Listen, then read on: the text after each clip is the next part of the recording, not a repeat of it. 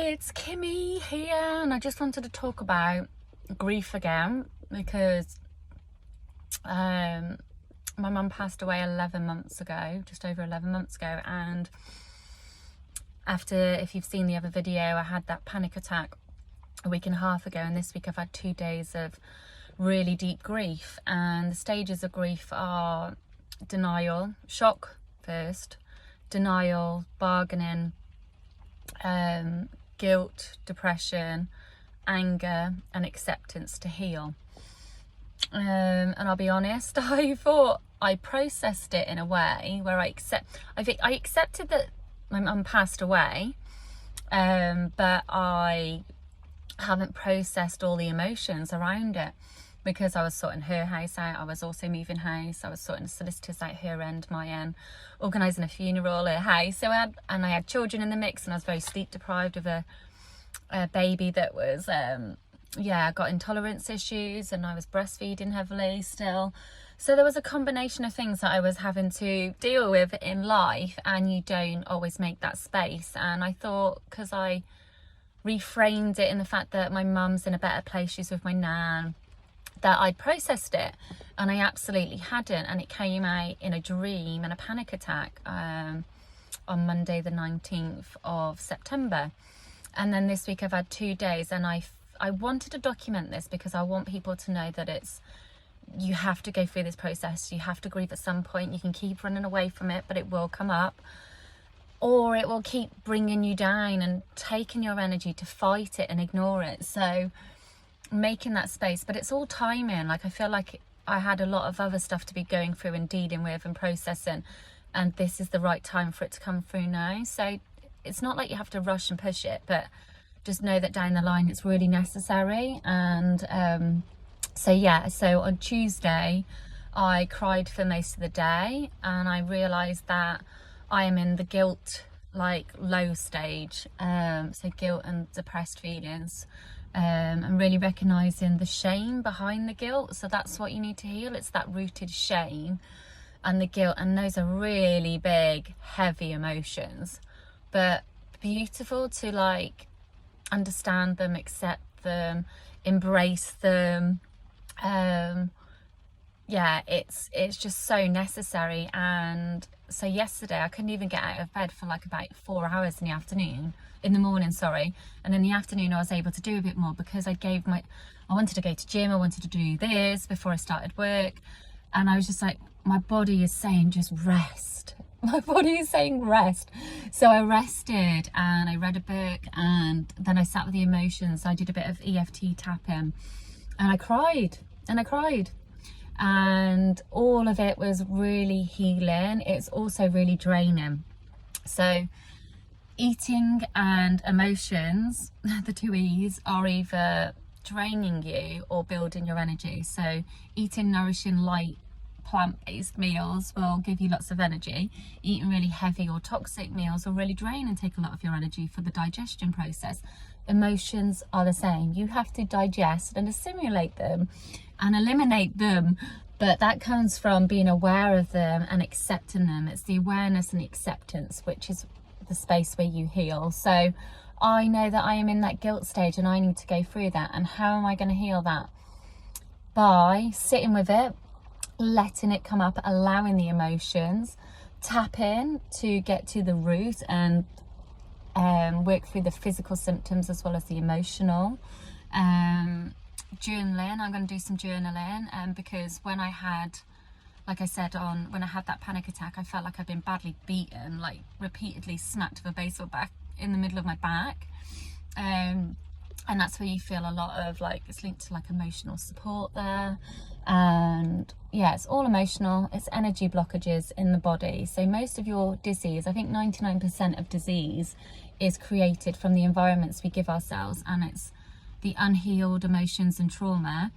And the nutrition, whether you're nutritionally toxic or deficient, that creates dis-ease in the body. So I just want you to know that it's okay to experience all these physical symptoms. Don't be the more afraid of them you are, the more it perpetuates the symptom, because it's all fear that's blocking the body. So guilt, shame, anger, frustration, depression, anxiety, overwhelm. They are all lower vibration emotions, but they are necessary to feel. Without the darkness, we don't appreciate the light. We need polarity. So it's normal and natural to feel all the heavy emotions, especially when you've been through trauma, something as big as grief, and it's huge and it's a process. So I'm just saying, be gentle with yourself, honor all the big emotions, all the big heavy dark emotions, get some support. I'm starting my therapy again soon.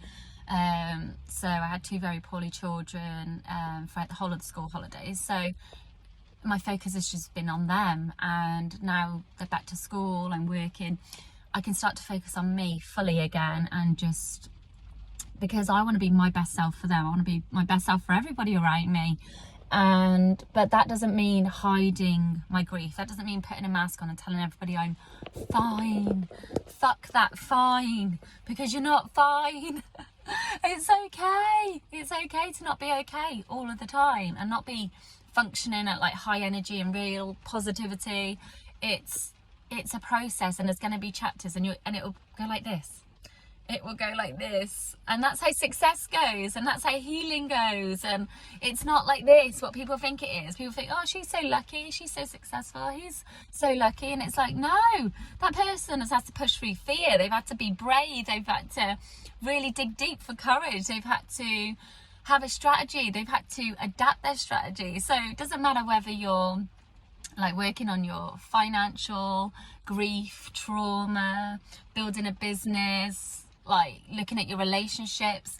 It all takes awareness. It all takes acceptance. It all takes you being willing to adapt and making space for yourself. So yeah, I have been making space for myself, and I'm just about to steam and sauna and sit in a jacuzzi, and then get back to work, pick up my beautiful children. But I am making space for me. I'm making space to just sit with the emotions, but I'm nourishing myself during that process, because not only do you need to make space, you need to nourish your ass off. You need some rituals in place. You need some self-care, like really high levels of self-care. You need some amazing friends to say, look, I'm really struggling today. Can we just have a chat?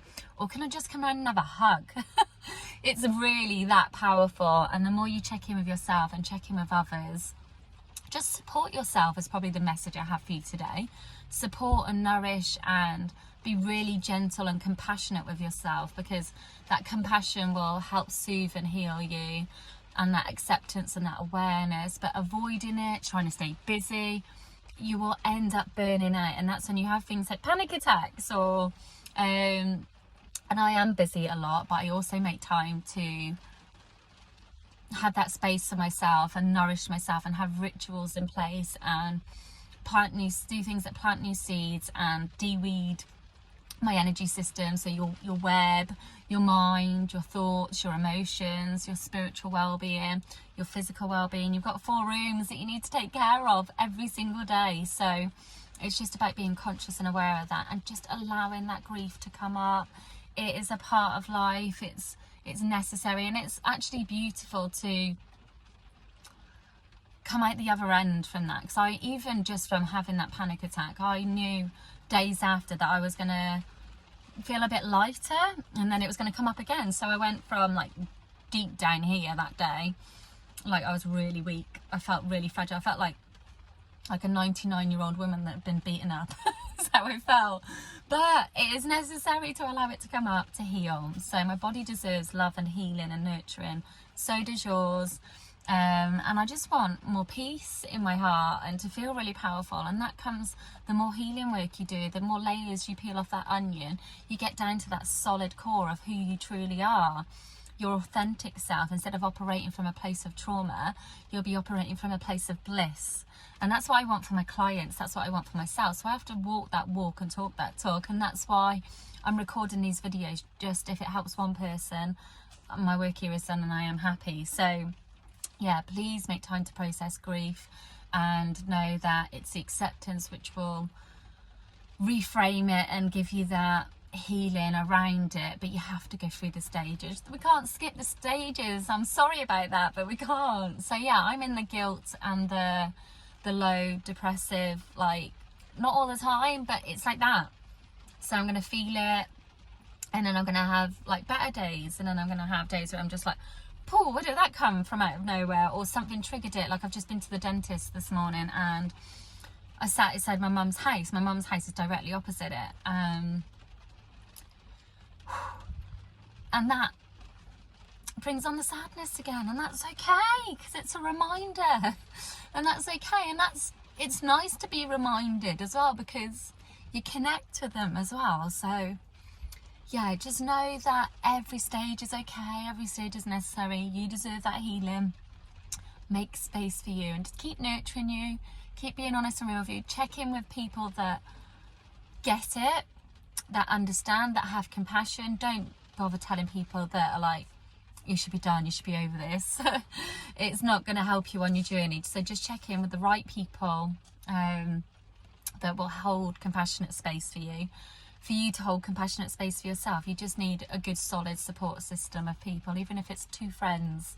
But yeah, and get a therapist, get people that understand this sort of stuff. I'm very lucky that I do, and I've worked with people through similar situations, and I've done a lot of therapy and trauma with people and on myself. But I will always have a therapist and a coach to help me up level and work through what's going on right now. So make that space for you, nurture your body, nurture your mind, your heart, your soul. Ask it what it needs today. That's a good way to journal. Like, what do I need today? What would light my inner child up? What emotions are coming up for me around that traumatic event? Who's draining my energy right now? Like, who's like lifting me up right now? Like, whose energy it feels good to be around right now? And just check in, and who could I support today? How can I support myself more? Really powerful questions to journal on, and you'll come up with the answers, trust me. But yeah, that's a life, a chapter of grief. And yeah, I just wanted to document how I feel after each grief day and what the chapters are to help other people through it. And yesterday again, I just felt bruised, I felt heavy, I felt exhausted, drained by the emotions. So I just rested, I just knew what to do. And then I started to be a bit more productive in the afternoon and do more stuff. And that also helped me, because when you have progress and purpose, it makes you feel happy about yourself, gives you endorphins. So those endorphins were healing for my body, but I couldn't have done that in the morning. I needed to rest first, and then the productivity and the progress and the more joy came in the afternoon, which was both parts of those were nourishing and nurturing. So make time to rest. I have to really fight with myself over that, and I'm like, no, this is what your body is saying, slow down, otherwise it will shut you down. This is why people get ME, fibromyalgia, which by the way is what I used to have, and I'd say I'm experiencing elements of that again now, but I don't stay there because I understand it and I accept it, and that's what brings me back out of it again. But if people are like, I've got fibromyalgia, this is like, I can't get out of it, they'll never have like those like sort of highs out of it. And if you have elements where you feel fun and you can do something one day, doesn't that show you that there's a root to it, and something's causing that, and something in your environment? Who have you been surrounded by today? What emotions came up? What keeps getting triggered on repeat? That's what's draining your energy. That's what makes you feel exhausted. That's what makes your body feel like the hypothalamus gland kicks in and you feel like you've run a marathon. And it's like adrenal fatigue, basically. So yeah, look at nourishing your adrenals, eating the right foods, being around the right people, having a workspace that you feel happy in, looking at your finances if they're stressing you out, looking at your relationships towards everything, your body, your relationship with food, your relationship with alcohol, your relationship with your parents, your siblings, your friends, your relationship with yourself. The more you have that awareness, the more you will heal, and the more you can adapt and say, right, okay, this area of my life, I want to up level. This area of my life, that's not quite working there. This relationship, actually, I don't feel like we're progressing, or that's good. This relationship is really, really good for me and for them. We work really well together. We bounce off each other. You will know. You will know in your heart, because it's all energy. Everything is energy. The foods we eat, everything you're driving in, your house, everything is an energy, but it's like different frequencies. So yeah, your emotions, the food, the people you surround yourself with, your environments internally are signaling you externally. So look at what you are putting in and allowing around you. Okay, so that's my video on grief today. It's 15 minutes. I wanted it to be shorter, but I hope that's helped. Love you all lots.